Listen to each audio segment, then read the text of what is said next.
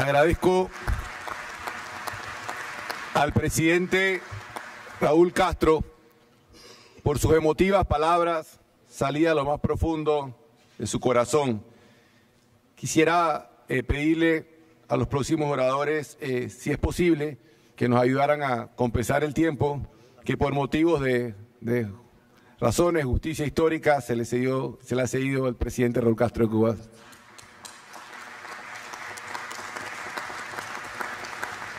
Le damos la palabra a la presidenta de Argentina, Cristina Fernández. Muchas gracias, señor presidente. En primer término, agradecer al presidente Juan Carlos Varela la cálida bienvenida de él y de su pueblo a esta séptima cumbre de las Américas. También saludar a todos los mandatarios y mandatarias presentes, jefes de delegaciones. Y bueno, no resulta fácil hablar después de la intervención del presidente de la República de Cuba, amigo y comandante Raúl Castro. Pero creo sinceramente que a partir de esta intervención sería necesario que en todas las cumbres, no solamente de las Américas, sino en todas las cumbres, en todos los foros internacionales, en las cuales somos tan afectos a incluir como en esta, y estoy muy de acuerdo en hacerlo, las palabras, las ideas y las convicciones de equidad, de prosperidad y de igualdad, nos decidiéramos también a incluir como tema la sinceridad. Porque sin sinceridad podemos abordar los problemas, podemos describirlos, pero difícilmente podamos llegar a la raíz de por qué surgen esos problemas. Y quiero referirme puntualmente a dos o tres cuestiones para hacerle honor a el ahorro de tiempo que nos ha solicitado gentilmente el presidente de Panamá. En principio quiero referirme a la intervención que le cupo al señor presidente de la República de Colombia, doctor Juan Manuel Santos, en relación a dos temas.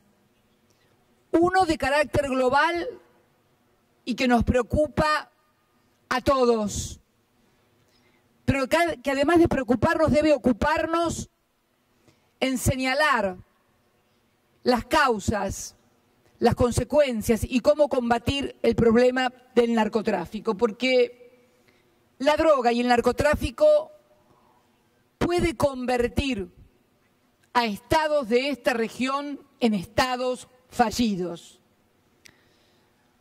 Hablaba Juan Manuel del combate contra la droga, algo en que todos estamos comprometidos.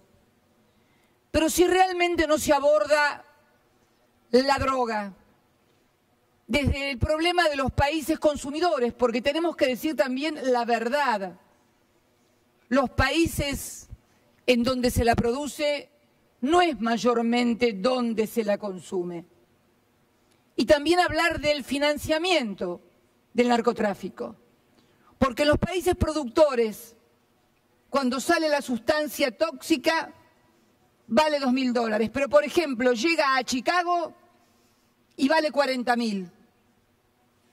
Entonces, deberíamos abordar, y deberían abordar fundamentalmente los países que más consumen droga este problema, y fundamentalmente también el nudo de la cuestión, el financiamiento. ¿En dónde se lava el dinero del narcotráfico? ¿En los bancos de los países que la producen? ¿O en los bancos de los países desarrollados y los paraísos fiscales que pertenecen a los países desarrollados? No seamos cínicos, no seamos cínicos. Miles y miles de millones de dólares que se blanquean en paraísos fiscales y en bancos de los países desarrollados. Si no se aborda ese problema, no hay solución para el narcotráfico. De la misma manera y con el mismo ahínco,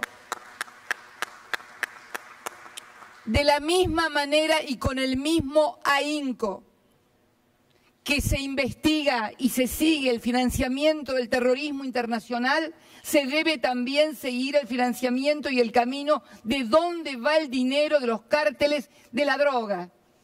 Si no se aborda de ese punto de vista, vamos a tener 20.000 cumbres.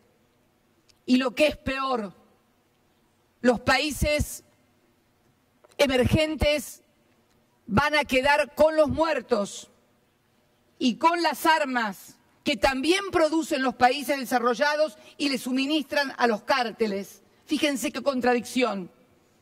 Con la droga y el dinero se quedan los países desarrollados, con los muertos y las armas los pobres de América Latina. Entonces, abordar este problema significa tener una clara política por parte de las naciones centrales en el tema del lavado del producido de ese dinero.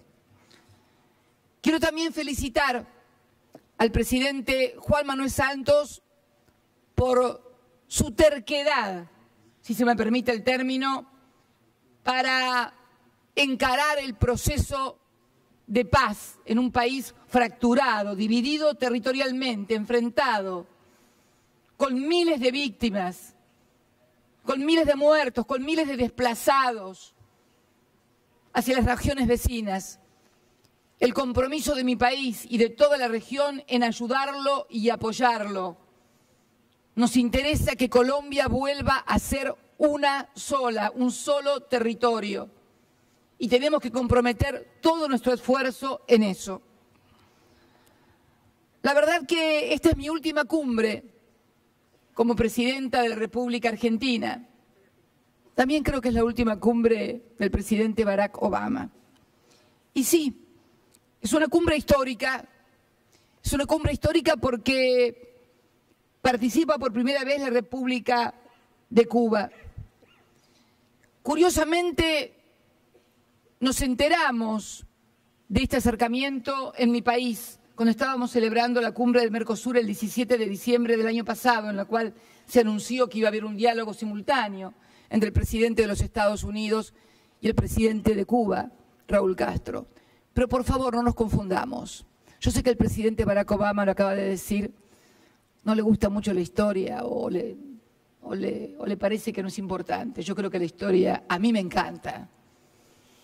A mí me encanta porque además me ayuda a comprender lo que pasa, lo que pasó, por qué pasó, y fundamentalmente a prevenir lo que puede llegar a pasar, porque la historia enseña, no para recordarla y autoflagelarnos, o como un ejercicio de masoquismo, sino simplemente para entender por qué pasaron las cosas. Entonces, tengamos claro que Cuba no está aquí, y no estamos presenciando el encuentro de dos presidentes que finalmente, después de mucho tiempo, decidieron darse la mano. No, señores, Cuba está aquí porque luchó por más de 60 años con una dignidad sin precedentes, con un pueblo que, como recién lo indicaba Raúl, el 77% nació bajo el bloqueo, que sufrió y sufre aún muchísimas penurias. Y porque ese pueblo fue conducido y dirigido por líderes que no traicionaron su lucha, sino que fueron parte de ella.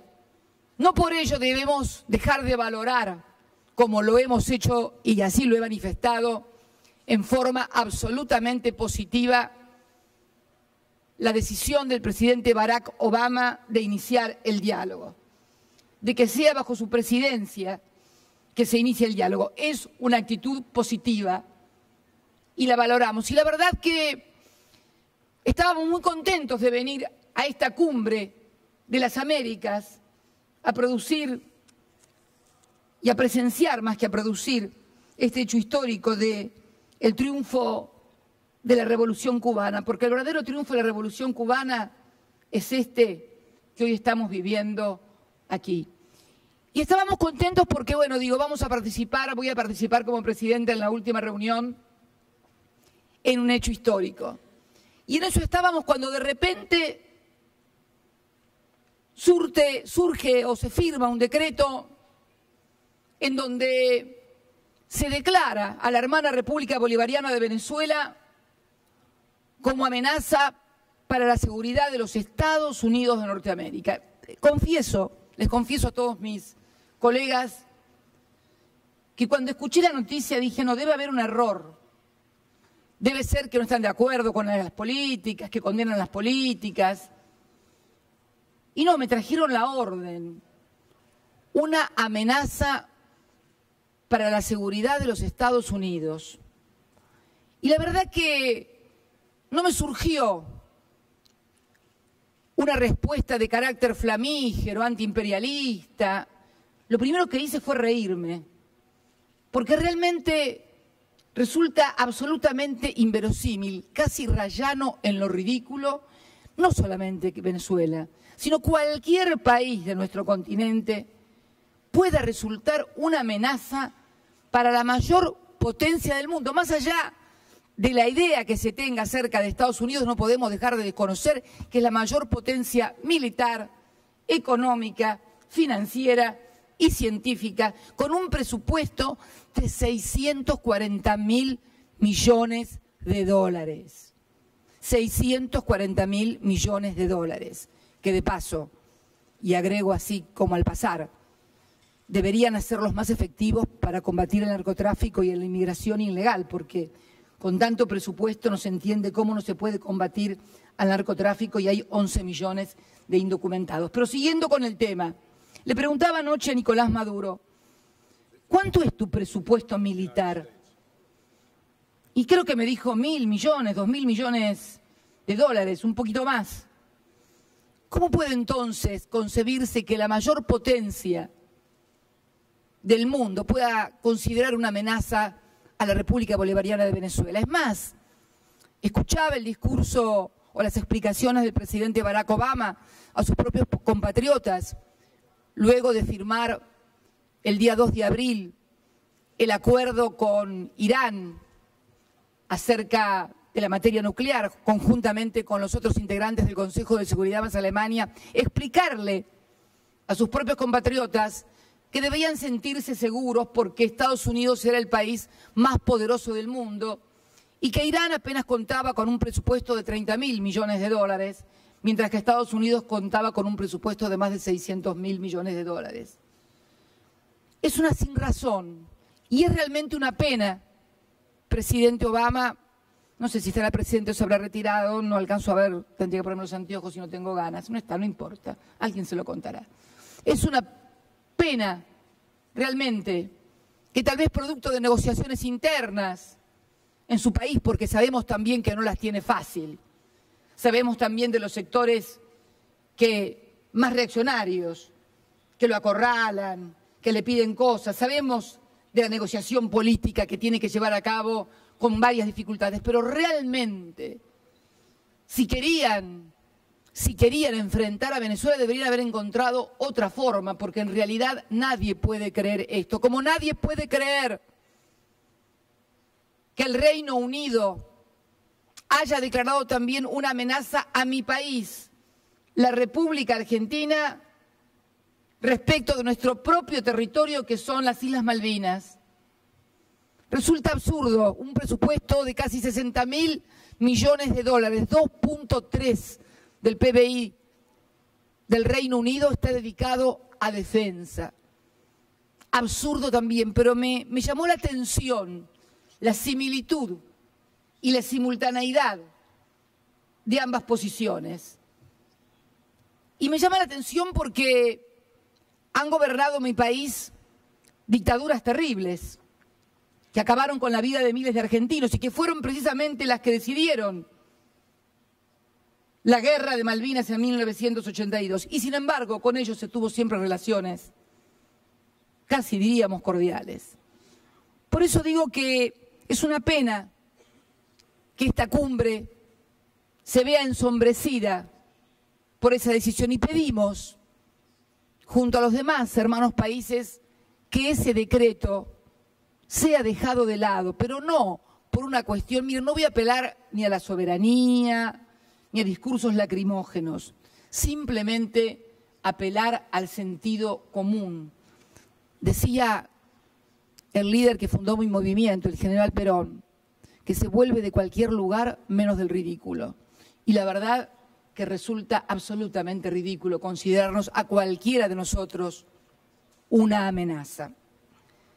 También, y para finalizar, señor presidente, a mí sí que me gusta la historia y he leído también que se dice que los días de nuestra agenda, lo dijo el presidente Obama también, en este hemisferio, a menudo suponía que Estados Unidos podía interferir con impunidad, ya están en el pasado. Es cierto que las interferencias que recordamos y que hizo mención, por ejemplo, el presidente Castro, derrocamientos de gobiernos democráticos, tal vez el más emblemático, el Salvador Allende, Jacobo Arbenz, forman parte de la historia de invasiones o de tercerización de los golpes a través de las Fuerzas Armadas locales de cada país. Pero también es cierto que ha surgido nuevas formas más sutiles de intervención e influencia en nuestros gobiernos, a través de lo que se conoce como los golpes suaves. Golpes suaves donde se utilizan medios masivos de comunicación multinacionales, denuncias falsas, asociaciones caprichosas de estados con otros estados para hacer no sé qué cosas y qué conspiraciones. Son más sutiles, son más sofisticadas, pero no por ello dejan de ser intervenciones y siempre encuentran su origen en nuevas organizaciones bajo el nombre de ONGs. El otro día lo leí en un artículo muy interesante en un diario de México. ONGs que siempre luchan o por la libertad o por los derechos humanos o por todas las cosas loables que todos compartimos, que nunca se sabe de dónde se financian, que siempre están dispuestas a hacer las denuncias más esotéricas, que nunca pueden comprobarlas, pero que apuntan claramente a la desestabilización de los gobiernos de la región y fundamentalmente de aquellos gobiernos, curiosamente, que más han hecho por la equidad, por la educación y por la inclusión social. Yo creo en las palabras de los que dicen que quieren un mundo más justo, donde los chicos vayan al colegio, donde todos tengan derechos, donde puedan estudiar, donde haya salud. Pero entonces, ¿por qué se combate y se tilda de populistas precisamente a los gobiernos que en América del Sur, que en la América Latina han sido los que mayor logros en materia de derechos humanos, de equidad, de inclusión, de educación, de salud han logrado? ¿Por qué apoyaban o apoyan a gobiernos que plantean políticas neoliberales, que excluyen ciudadanos? ¿Y por qué combaten a los gobiernos que por allí pueden tener diferencias, y es lógico que las haya, pero que podemos mostrar certificado de haber sido en esta década los que más compatriotas hemos incluido y le hemos robado al hambre, a la miseria y a la pobreza? Por eso digo, para finalizar, señor presidente, y no extenderme, que es necesario que luego cuando hablemos a solas los mandatarios, lo hagamos con absoluta sinceridad. Todos sabemos que cuando hablamos de los grandes países dominantes en la región, cuando decimos Estados Unidos, no estamos hablando únicamente del poder ejecutivo.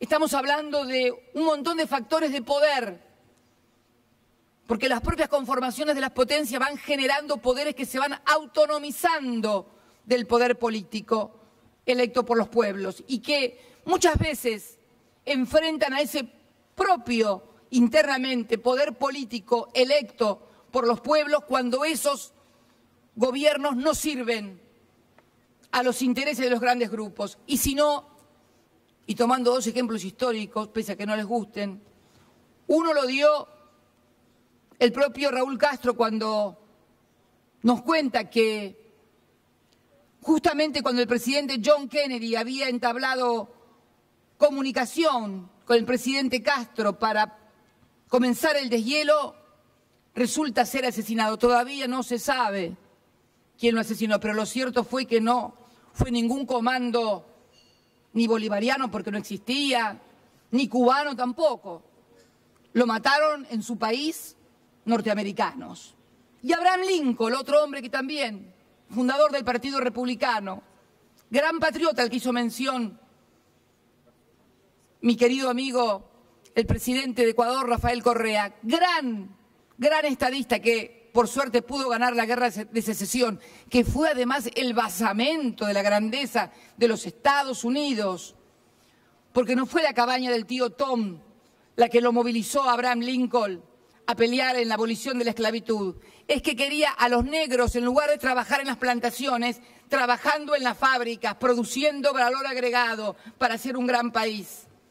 Entonces la historia es importante para entender por qué países han surgido de una manera. Alguien lo preguntaba también, ¿cuál ha sido la diferencia? Correa, creo. ¿Por qué si nacimos todos al mismo tiempo o casi simultáneamente nuestros derechos de independencia, algunos todavía seguimos siendo países emergentes y otros como Estados Unidos han tenido la suerte de ser una gran potencia, la más grande del mundo?